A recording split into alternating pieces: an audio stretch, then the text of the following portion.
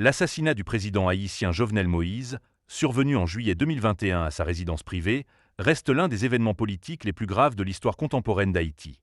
Au-delà du choc, cette affaire a mis en lumière un enchevêtrement complexe de failles sécuritaires, de réseaux transnationaux, de conflits économiques et de luttes de pouvoir internes, aujourd'hui encore partiellement élucidés. Les enquêtes judiciaires ont établi l'implication directe d'un commando composé majoritairement d'anciens militaires colombiens recrutés à l'étranger. Leur présence, leurs déplacements et leur logistique ont soulevé de sérieuses questions sur la préparation, le financement et les complicités locales nécessaires à une telle opération.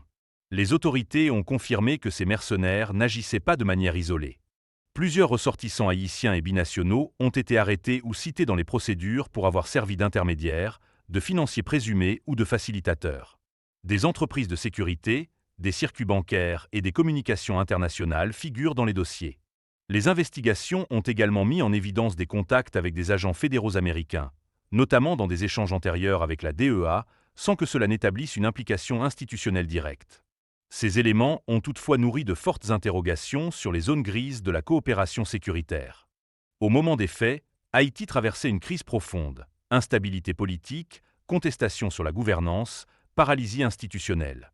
Plusieurs dossiers sensibles entouraient la présidence, notamment des projets liés à l'énergie, aux infrastructures routières, à la gestion des hydrocarbures, ainsi que des accusations de surfacturation, de détournement et de conflits d'intérêts impliquant des cercles économiques influents.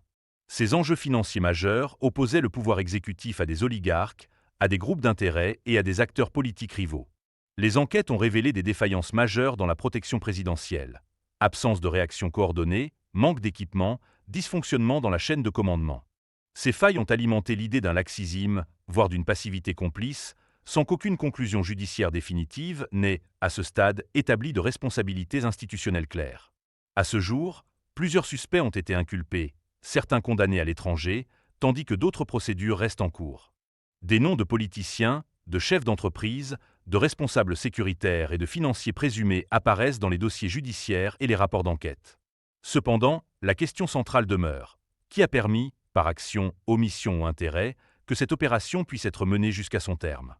L'assassinat de Jovenel Moïse dépasse le cadre d'un crime politique. Il révèle les fragilités structurelles de l'État